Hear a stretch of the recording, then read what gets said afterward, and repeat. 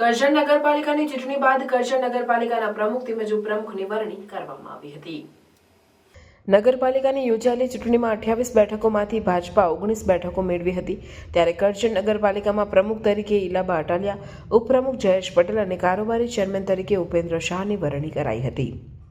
Bhajpa parliamentary દ્વારા પ્રમુખ, ઉપપ્રમુખ અને કારોબારી ચેરમેનની જાહેરાત કરાયા બાદ કરજણ નગરપાલિકા ખાતે પ્રમુખ અને ઉપપ્રમુખની સર્વસંમતિથી કારોબારીની વરણી કરવામાં આવી હતી। આજે કરજણ નગરપાલિકાની સામાન્ય ચૂંટણી પત્યા પછી પ્રમુખ ઉપપ્રમુખની આજે ચૂંટણી હતી। ત્યારે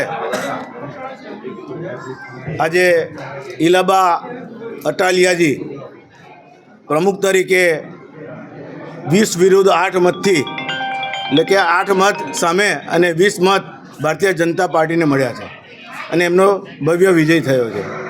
એ જ રીતે ઉપપ્રમુખ તરીકે જયેશભાઈ પટેલ, એમને પણ એટલા જ મત મળ્યા, 20 મત ભારતીય જનતા પાર્ટીને એટલે કે જયેશભાઈને અને 8 મત સામેના પક્ષે મળ્યા। એટલે બંને ઉમેદવારો અમારા આજે જીત્યા છે। ત્યારે આજથી નગરપાલિકાનું સુકાન પણ સંભાળશે। સાથે સાથે અમારા નગરપાલિકાની અંદર ઉપેન્દ્રભાઈ શાહ જે ચેરમેન, કારોબારી ચેરમેન તરીકે આજે પાર્ટીએ મેન્ડેટ આપ્યો છે।